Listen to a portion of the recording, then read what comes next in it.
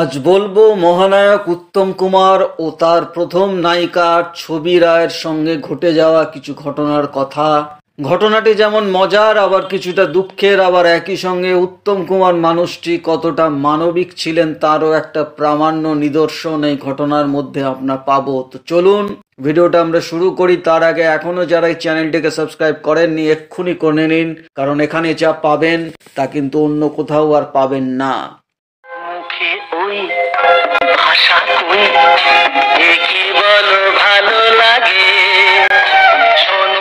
ঘটনাটি 1948 সালের শেষের দিকে, অর্থাৎ শীতকালের সময়। উত্তম কুমার তখন সদ্য বিয়ে করেছেন, সংসার করছেন, পোর্ট কমিশনে কেরানির চাকরি করছেন, গ্রুপ থিয়েটার করছেন, আর সিনেমার নায়ক হওয়ার জন্য স্টুডিও থেকেও স্টুডিও ছুটছেন। এই 1948 সালে উত্তম কুমারের প্রথম ছবি দৃষ্টিদান মুক্তি পেয়েছে, যাতে তিনি অসিত বরণের ছোটবেলার চরিত্রটি করেছিলেন। এটুকুই ছিল তার পরিচয়। স্টুডিওতে ঘোরাঘুরির সময় তিনি একদিন জানতে পারেন যে একটি কম বাজেটের ছবি উঠছে, নাম কামনা, যাতে নতুন নায়ক নায়িকা নেওয়া হবে। এই খবরটি শোনা মাত্রই উত্তম কুমার ছুটলেন ছবির পরিচালক ও প্রযোজক নবেন্দু সুন্দরের কাছে। গিয়েই দরবার করলেন তার ছবিতে অভিনয় করার। নবেন্দুবাবু সেই সময় হ্যাঁ বা না কিছুই বলেননি, শুধু বলেন পরে জানাবো। উত্তম কুমার জানেন সিনেমা লাইনে পরে জানাবো মানেই আর কোনোদিনও জানাবেন না, তো গল্প এখানেই শেষ। তাই উত্তম কুমার আবার তার দৈনন্দিন জীবনে ব্যস্ত হয়ে পড়েন। এরপর বেশ কিছুদিন কেটে গেছে। রবিবার ছুটির দিন উত্তম কুমার দুপুরে বাড়িতে উঠোনে বসে খালি গায়ে সর্ষের তেল মাখছেন স্নান করবেন বলে। বাড়ির অন্যান্যরাও নানা কাজে ব্যস্ত। তো সবে স্নান ঘরে ঢুকবেন এমন সময় দেখেন বাড়ির গেটের সামনে একটি গাড়ি এসে দাঁড়ায়। সেখান থেকে 3 জন লোক ও একজন মহিলা নেমে আসেন এবং সোজা উত্তম কুমারের বাড়ির গেটের সামনে এসে একজন জিজ্ঞাসা করেন, অরুণ কুমার আছেন? তখনও উত্তম কুমার নিজের নামটি ব্যবহার করতেন না, অরুণ কুমার চট্টোপাধ্যায় এই নামেই তিনি পরিচয় দিতেন। তো ওই 3 জনের মধ্যে একজন ছিলেন নবেন্দু সুন্দর, যিনি উত্তম কুমারকে চিনে ফেলেন এবং বলেন, আরে এই তো অরুণ, আমরা তো তোমার কাছেই এসেছি। উত্তম কুমারের পরনে তখন গামছা আর তেল মাখা খালি গা, আর সামনে একজন মহিলা দাঁড়িয়ে। স্বভাবতই উত্তম কুমার লজ্জায় আপনারা ঘরে এসে বসুন বলেই ওখান থেকে শটান দৌড় দেন। তারপর তেল মাখা গায়ে একটা পাঞ্জাবি চাপিয়ে চলে আসেন ওদের সামনে। ওই মহিলাটি ছিলেন ছবি রায়, যিনি উত্তম কুমারের প্রথম নায়িকা হতে চলেছেন। নবেন্দু সুন্দর বলেন, কামনা ছবিতে তোমাকে নায়ক হিসাবে নির্বাচিত করেছি, তাই জন্যই তোমার অ্যাড্রেস খুঁজে খুঁজে এসে তোমার বাড়িতে এসে পড়লাম।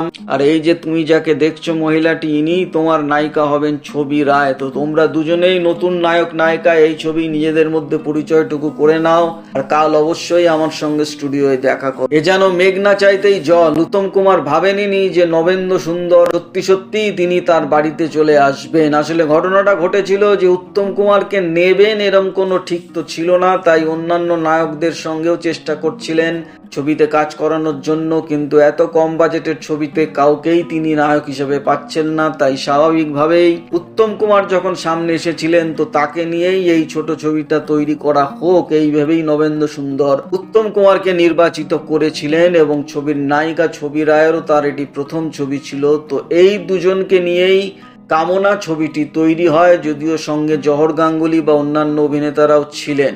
কামনা ছবির শুটিং করতে গিয়েই উত্তম কুমারকে এক মহা অপমানের মধ্যে পড়তে হয়। কামনা ছবির যখন শুটিং হচ্ছে তখন তারই এক ফ্লোরে প্রদীপ কুমার, সেই সময়ের খুবই জনপ্রিয় নায়ক প্রদীপ কুমার, তখন একটি ছবিতে শুটিং করছেন। সম্পর্কে প্রদীপ কুমার উত্তম কুমারের দুঃসম্পর্কের এক মামা হন, তাই প্রদীপ কুমার পাশের সেটেই শুটিং করছেন দেখে উত্তম কুমার সোজা চলে যান প্রদীপ কুমারের সঙ্গে দেখা করতে। প্রদীপ কুমারের ডাক নাম ছিল শেতল। তো উত্তম কুমার সোজা গিয়ে প্রদীপ কুমারকে বলেন, শেতল দা কেমন আছেন? আপনার সঙ্গেই তো দেখা করতে এলাম। প্রদীপ কুমার উত্তম কুমারের দিকে তাকিয়ে বলেন, কে ভাই তুমি? তোমাকে তো চিনি না। কথাটা শুনে উত্তম কুমার মর্মাহত হয়ে পড়েন এবং সেখান থেকে সঙ্গে সঙ্গে বেরিয়ে আসেন। বেরিয়ে এসে গুম হয়ে বসে থাকেন ছবি রায়। বুঝতে পারেন যে কিছু একটা হয়েছে। তিনি উত্তম কুমারকে জিজ্ঞাসা করেন কি হয়েছে। উত্তম কুমার তখন ঘটনাটি বলেন এবং ছবি রায় তখন বলেন, এরকমই হয়, মানুষ যখন হঠাৎ করে নাম করে যায় তখন তারা পুরনো দিনের আর কাউকেই মনে রাখতে চায় না। উত্তম কুমার বলেন, না আমি কিন্তু তা করব না ছবি দিয়ে। আমি যদি জীবনে কোনোদিন বড় হই, আমি কিন্তু পুরনো দিনের কাউকে ভুলবো না। কামনা রিলিজ হয়েছিল 1949 সালের 25শে ফেব্রুয়ারি। স্বভাবতই ছবিটি চলেনি, বক্স অফিসের ভাষায় ছবিটি সুপার ফ্লপ করেছিল এবং উত্তম কুমারকে নিয়ে কারোরই কোনো আগ্রহ ছিল না। এরপর বেশ কিছু বছর কেটে যায় এবং উত্তম কুমার বিরাট বড় স্টারে পরিণত হয়ে যান। এরপর সময়টা ছিল 60-এর দশকের শুরুর দিকে, অর্থাৎ 1960-61 সালের কথা। তখন ছবি রায় সিনেমা ছেড়ে সংসারে মন দিয়েছেন এবং থাকেন কলকাতার গ্রে স্ট্রিটে। তো একদিন নিজের একটা কোনো ব্যক্তিগত কারণে হাতিবাগান থেকে বাসে করে ধর্মতলার দিকে যাচ্ছিলেন। তো হঠাৎ দেখেন একটা কালো গাড়ি সেই বাসটিকে অনুসরণ করছে এবং মাঝে মাঝে হর্ন বাজাচ্ছে।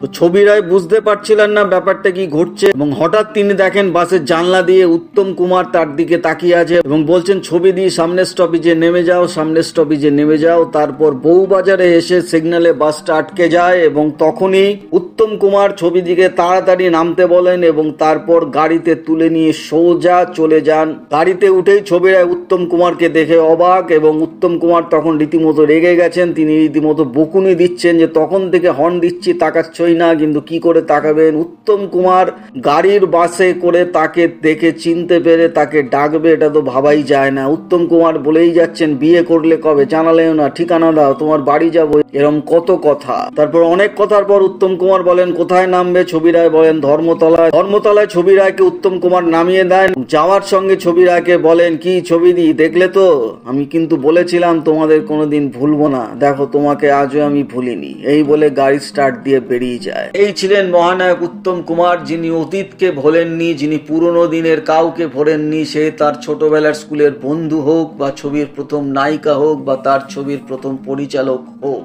যখনই যেখানে কাউকে দেখেছেন চিনতে পেরেছেন এবং তাকে যথাযোগ্য সম্মান দিয়েছেন। এবং এই রকম মন মানসিকতার মানুষ ছিলেন বলেই তিনি মহানায়ক হয়েছিলেন। তাকে নিয়ে নস্টালজিয়া, তাকে নিয়ে প্রেম ভালোবাসা, তাকে নিয়ে এখনো উন্মাদনা। উত্তম কুমার নামটি ঠিক থেকে যাবে যতদিন বাঙালি থাকবে, যতদিন সিনেমা থাকবে। তো এই ছিল আজকে উত্তম কুমারের উপর একটি ভিডিও। আশা করি ভিডিওটা আপনাদের ভালো লেগেছে। ভালো লাগলে একটা লাইক অবশ্যই করবেন, চ্যানেলটিকে সাবস্ক্রাইব করতে একদম ছাড়বেন না, কারণ এখানে যা পাবেন তা কিন্তু অন্য কোথাও পাবেন না। তো দেখা হচ্ছে এরপর আগামী কোনো ভিডিওতে। ততক্ষণে আপনারা ভালো থাকুন, সুস্থ থাকুন, নমস্কার।